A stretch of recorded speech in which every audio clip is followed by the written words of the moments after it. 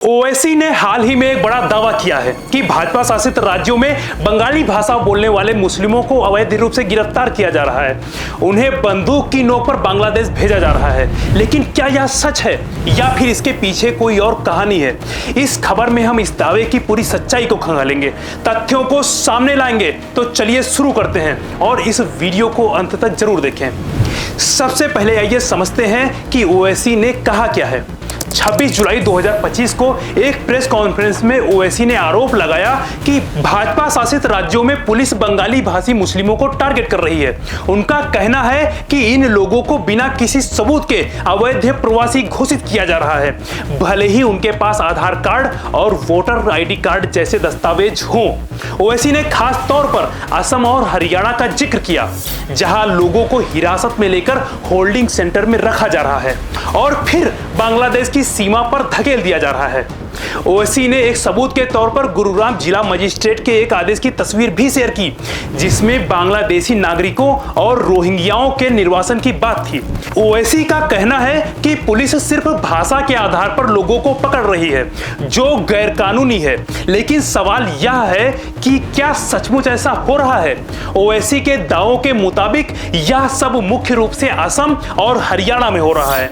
असम में पहले से ही एनआरसी यानी नेशनल रजिस्टर ऑफ सिटीजन्स को लेकर विवाद चल रहा है, जहां 19 लाख से ज्यादा लोग अपनी नागरिकता साबित नहीं कर पाए थे। वहीं हरियाणा के गुरुग्राम में 19 जुलाई 2025 को पुलिस ने 74 मजदूरों को हिरासत में लिया, जिनमें ज्यादातर बंगाली भाषी थे। इनमें से कुछ असम से थे, कुछ पश्चिम बंगाल से थे। इन्हें होल्डिंग सेंटर में रखा गया, जहां हालात को मानवाधिकार संगठनों ने अमानवीय बताया है।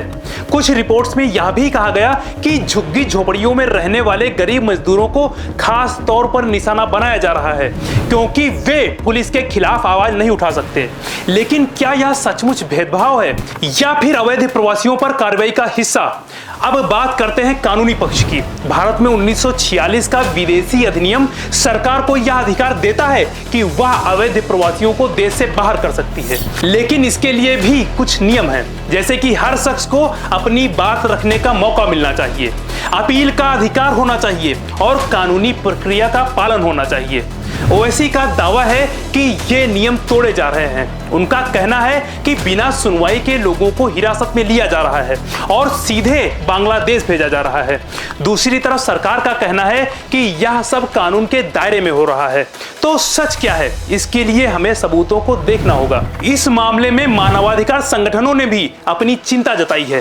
ह्यूमन राइट्स वॉच की 24 जुलाई 2025 की रिपोर्ट में कहा गया कि सैकड़ों बंगाली भाषी मुस्लिमों को बिना किसी कानूनी प्रक्रिया के बांग्लादेश भेजा गया है।